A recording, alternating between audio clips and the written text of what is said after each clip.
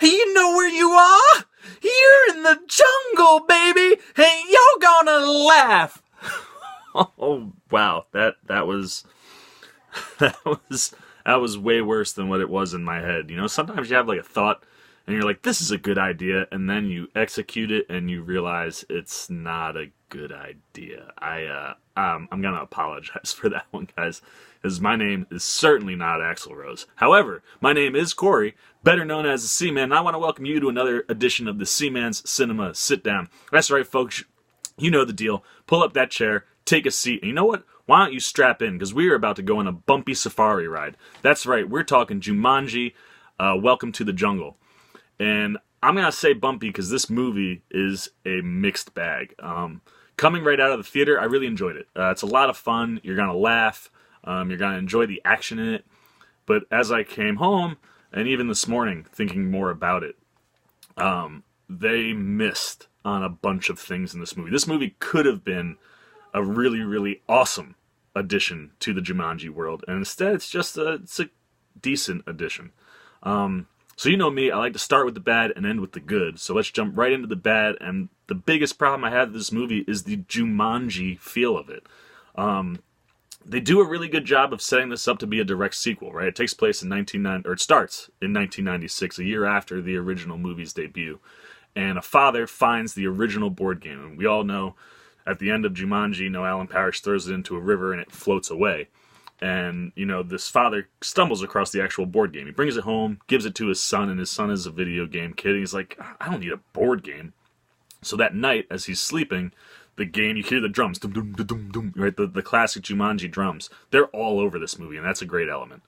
But they start hitting, it wakes the kid up, and when he opens the game, the board game is missing, and inside of it is a cartridge, a 90s-style cartridge for a video game system. He pops it in and gets sucked into the video game.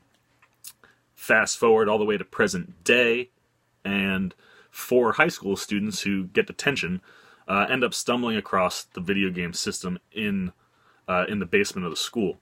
They plug it in, they get sucked into the game, and we're off and running. Now, the problem with this is it's pitched, when we get about to the middle of the movie, maybe a little before, they do a really, really nice kind of tip of the hat to Robin Williams' Alan Parrish, which was very important for me. As a kid, two movies really are what I associate Robin Williams with, right? It was Mrs. Doubtfire and Jumanji. And those are like my real first introductions outside of Mork and Mindy, which I watched on Nick at Night. It was my first real edition for the movies of Robin Williams. And, Jumanji's always held a special place in my heart. It's funny, it's action-packed, it's scary. And, they do this nice little tip of the hat to kind of tell you that you're in the world that Alan Parrish was stuck in for all those years in the board game. And that's awesome, man. It hits you and you're like, oh man, I'm glad they did that. And the line they deliver, and I'm not going to spoil it because I'm sorry, we're 3 minutes in. This is a non-spoiler review, folks. I'm not gonna spoil anything. But when that line gets delivered, you do go, oh man, that's nice. But the world is not the world that Alan Parrish dealt with, right? So one of the big things they don't utilize the animals that well at all. We do see a couple that we're familiar with, but the crocs really aren't on screen for more than 10 seconds, which is disappointing because the crocodile in the first one is such a major moment in the movie. We do get the white rhinos, and the way they handled those I thought was really cool. But after that, you're kind of missing in the animal department in general. And you're out in the jungle, right? So you're not going to see that famous lion. You're not going to get you're not going to get any of the monkeys. They reference monkeys at one point, but you never see them. And then the insect life, they're normal-sized insects. I mean, we all know. The mosquitoes, and there's a mosquito in this movie, and it's more of a slap my neck. But we all know the mosquitoes are one of the scariest things in that movie, man. When they're attacking the car and their stingers are going through the hood. I mean, why are these insects normal-sized when the world that Alan Parrish brought to our world, the insects were massive? And then the plant life, they don't even utilize the plant life at all. We know the plant life in the original Jumanji was just as dangerous as the animals were. And none of that is in this movie. And that's a huge detriment. And this, like I said, it could have been a really, really awesome addition to the Jumanji universe. And it kind of falls flat because they don't utilize the animals. Because we have this big bad, right? We have a big bad, our villain, And he's the second thing that is absolutely atrocious in this movie. If you listen closely, you'll recognize the name. They say his name is Van Pelt, the name of the original villain in Jumanji. But he is not our Van Pelt. Not even freaking close, man. They butcher this character. I mean, he was a poacher, and, you know, he's hunting animals and hunting Alan Parrish in the original. And in this one, he's like some sorcerer. He becomes like a sorcerer after he gets his hand on a gem, where he can control all the animals. And, you know, there are a couple animal sequences that are alright, and they pop up, and you're like, oh, cool, that was a cool way to do this. But he has all the control of all these animals, and they kind of turn him into a sorcerer, and it just doesn't feel right at all. And he's a huge distraction from the best part of this movie. And the best thing in this movie, which we'll talk about in a minute, is the way they utilize the concept of it being a video game, right? Having actual people trapped in a real live video game. The structure of the movie is very much video game-esque, right? You have levels you have to travel through. There's a very clear path. And even cutscenes, I mean, they utilize, non-player characters, NPCs, which really are just there to drive the story forward. So if you interact with one and you're not the person who's supposed to interact, they'll just say the same thing over and over until the correct person interacts with it.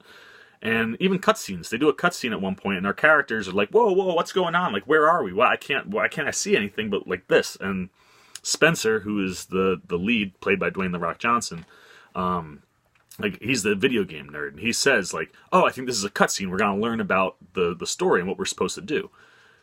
So when they cut away from the main group to go to the villain, if you've played video games, you know that the villain, even if you're cutting away and your avatar is not involved in what you're watching, the player is self-aware. So if you're going to do that in the movie, you're going to cut to Van Pelt doing something, our video game characters, you know, the actual people in the game, should see that and be like, oh no, he's coming. And they don't do that. So every time they break away to him, it takes you out of that video game feel, and it hurts the movie. You know, like, just let him appear where he's supposed to appear, like as you're going through a level. Oh, boom, there's Van Pelt. Oh, no. Also, the climax of the movie should have felt like a boss fight, right? Like, when you play these video games where you have a big bad, you get these big boss fights and you have to defeat them. And they do, and the way they handle it's kind of cool. There's some of the stuff that happens, you know, gives you some cool moments, but it doesn't feel like a video game boss. It feels like a movie bad guy. And I think that's an issue because, like I said, the biggest plus to this movie is the way that it feels like a real-life video game. So going from that, you know, the other thing, and this will probably shock a lot of you, I wasn't a big fan of the Kevin Hart and Rock dynamic. I mean, Dwayne Johnson and Kevin Hart in Central Intelligence, albeit not a great movie, their chemistry was fantastic. It carried that film. You know, they're so funny together, they work so well together, and they don't utilize the two of them together that much. And then roll into the fact that their characters were formerly best friends when they were kids, right? So Spencer is, like I said, a video game nerd. He's scrawny, he's not strong, and Kevin Hart's character, Fridge, is like an all-star football player, right? He's huge, he's super tall, he's very big, he's well-built, and you know, clearly when he got popular through football, he stopped being friends with Spencer because Spencer wasn't cool. And that's fine. And they set that up really nicely at the beginning of the movie. But then throughout, you know, they kind of never really flush that out, right? And you know, we're going through the parallel Jumanji. By the time we get out, they're all going to be friends. And they kind of gloss over that moment. You know, there's no real legitimate resolution to their relationship. They're just all of a sudden buddies. And I didn't like that. You know, I mean, their character development is the weakest in the whole video game aspect of the world. So like that kind of hurts it too. And so speaking of the good, you know, and the video game quality of it, that is my favorite thing about this movie. Like I said, it moves and functions very much like a video game. The only thing that was missing is if, like, you know, old school 90s games that were scroll oriented, if you tried to go backwards, you couldn't. So they would have thrown that in there, right? Like if Kevin Hart would have turned to run away at one point and like slammed into an invisible wall, that would have been amazing. That not being in it doesn't hurt the movie. It's just something I would have liked to have seen. But they really do handle all the video game elements really well. The characters have 3 lives, and on their wrist there's 3 tattooed lines. And if you die, they disappear, which creates some really good comedic moments and really interesting ways to kill these characters off a couple times. They're very funny when it happens, but it also, you know, puts there's something at stake in this movie, because when you get down to one life, they don't know what'll happen. So if you die the third time and you get eliminated from the game, you might die in real life. So as the characters get down to one life, all of a sudden the way they operate in the video game world becomes much more cautious. Because there's legit things at stake. And that's awesome, because you felt that too in the original Jumanji. Like, it was life or death, man. You had animals trying to attack actual people. So now that they're avatars in a video game, it's nice that once you get down to one life, they feel like they are, oh my gosh, we could die in this game. And that was a nice moment that also connected to Jumanji. The other thing for me, and this is the biggest win in this movie, good God, man, Jack Black and Karen Gillan. I mean, they are so freaking awesome. They steal the spotlight from The Rock and Kevin Hart, which is mind-boggling to me because those two guys are so huge.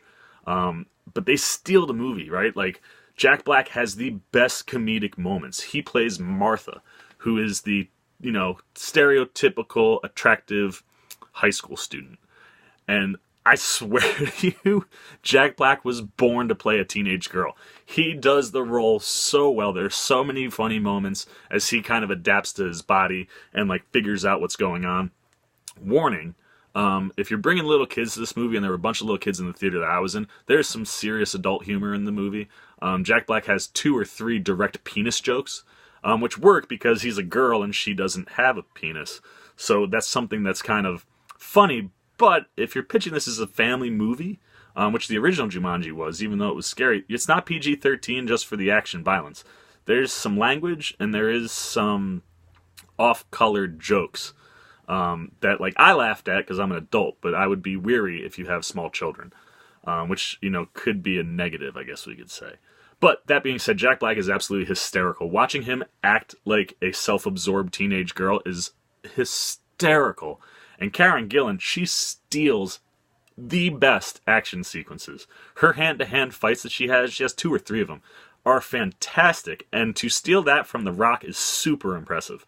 Which is why I said The Rock and Kevin Hart, they fall a little flat, and I was a little disappointed because they get outshined by their 2 secondary co-stars. That being said, though, all 4 characters really, really operate really, really well together. Each one has individual traits, and when they push on their chest, those traits come up in a video game style, right? You get a classic 90s look and feel to that, and when they're looking at it and moving, the game actually moves, so it's always in the same point in relation to their bodies, which was really, really well done. Just to go through them, I mean, Dwayne Johnson is basically invincible, right? He's got super strength, he's got super speed, he's got smoldering, a smoldering attitude to him, which, creates some really funny moments. And like I said, him and Kevin Hart are funny. They play their roles very well. I just wanted more of them. But, I mean, Kevin Hart plays, his character is the zoologist, so he knows everything about all the animals, which is really funny. He'll just, spew out information about something, goes, whoa, where did that come from? I didn't know that. And he's essentially The Rock's sidekick. He carries a bag that has all of The Rock's weapons. Karen Gillan plays, I think they call her, the man killer. She's basically this badass chick who just, almost like a Lara Croft type. And she has a couple jokes in regards to what she's wearing in the movie, which feels very Lara Croft, correct. And Martha is the female counter to Spencer. She's a book nerd. And she's very kind of off by herself. And watching Karen Gillan try to play an awkward teenager, a female teenager, is really funny because, I mean, Karen Gillan she is gorgeous. And it's so nice to see her not in all the makeup. She's Nebula from the Guardian of the Galaxy's movies.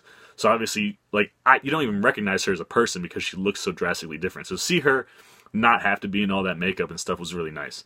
And then Jack Black is the cartographer. He's the map guy. And he has some weaknesses that have to do with, endurance and stuff like that. But he's the only one that can see the map. So all 4 characters have to work in tandem with each other in order to complete the game. And that was a really, really cool aspect. I like that a lot. Like I said, there is a tip of the cap to Alan Parrish, which I really enjoyed. And they handle the original character at the very beginning from 1996. I believe his name is Alex. He actually shows up in the movie, and that's kind of a surprise. If you didn't read anything about this movie and you only saw trailers, you'd have no idea that this actor is in the movie. And when he pops up, you go, oh man, he's in it. And he has a real charming touch to him, and I kind of like what he did. So he ends up being the fifth of the four characters. When they go to select their avatars at the beginning of the movie, they can't pick on his character because he's still trapped in the game, which I thought was cool. And he does a really nice job. He's a nice welcomed addition as we get to about the halfway point of the film. And then there is a second character. So again, just like the old Jumanji, and this is where they got some stuff right, but some stuff wrong. Alex comes back, but he comes back to 1996. So when everyone gets out of the game at the end, you know, they're like, where's Alex? And everyone's freaking out that maybe something happened to him. And it sets up a really nice moment where he pulls up to his old house and he has a family and he's married and he's a grown man. And that actor, also a surprise, someone I love watching on screen. He shows up and that sets up a really nice moment where they all meet again. And that was really cool. So like I said, like, you know, there's definitely some quality moments in this movie. I mean, there's definitely some real funny stuff. There's some really good action sequences. You know, and for what the movie is in itself, it works. But in the world of Jumanji, it really misses in a couple key areas for me. And if they could have nailed that and would have, you know, paid a little bit more attention to things from the original movie and incorporated them into this one, I really think we could have had an awesome movie. Because the other thing that I almost forgot, the kids, the actual kids in the movie are fantastic. And when the movie started, we ended up being with them a lot longer than I thought we were going to be with them. And I was like, oh, come on, like let's get past this. I don't want to watch these guys. Like, I'm here for the four big stars. And man, was I wrong. That was a terrible first impression. These four kids, they so encompass who they are so well. You really get a sense of what each character is bringing to the table and who each character is. And when they get turned into their avatars, you don't think you're watching The Rock. You feel like you're watching Spencer in The Rock's body. You feel like you're watching Fridge in Kevin Hart's body. You know, and so on and so on. And those create some great moments, right? Because nobody looks the way they look in real life. You know, you have this scrawny, nerdy kid. Now he's The Rock. He's massive and huge. And, like, him trying to, like, adapt to what his body looks like is really funny. Same with Kevin Hart. You know, we've seen it in the trailers. He's like, where's the other half of my body? Like, half my body is missing. You know, and Karen Gillan, you know, she plays it so well because her counterpart, her kid counterpart, is so good at giving you what she is, that she really plays the awkward, nerdy girl really well in this unbelievably attractive body. And I mean, you don't have to say anything about Jack Black. I mean, you have your stereotypical, you know, attractive high school girl who's, you know, comes off kind of self-absorbed and whatnot, played as Jack Black. That's just hysterical in its own right. And they really do. The figuring out what they look like at the beginning of the movie really works well. And the kids, I attribute that so much to the kids because they really give you what their characters in it are in that 10-minute open. You know, and you know, their interactions with each other are great and they're funny, and it feels like you're watching the kids the whole time. And I really, really enjoyed that, even though you're watching, you know, the four main, you know, you're watching The Rock, Kevin Hart, Karen Gillan, and Jack Black. You don't think that that's who they are. You really do appreciate the fact that they're the kids and the way they act. And it's, you know, that stuff works. Those things in the movie work so well. But overall, like I said, you're going to go to this movie, you're going to enjoy it. It's fun. It's funny. Could it have been better? Of course. I mean, like I said, there were some major downsides, but that's all I got to say, guys. I mean, if you've seen the movie, you know, hit that comment section. Tell me what you thought, what you liked or didn't like. Am I on or off base with anything that I said? If you haven't seen the movie, have I inspired you to go check this out, or have I made you go, no, I'm not going to go see that? Let me know. Hit the comment section and tell me what's going on with you guys. I like interacting with everybody. Also, if you're not part of the squad already, make sure you hit that subscribe button. I love getting new subscribers, and make sure you hit the bell so you get the alerts when I pop up a new video. So that being said, I am the Seaman. I am signing off. You all have a wonderful holiday season, everybody.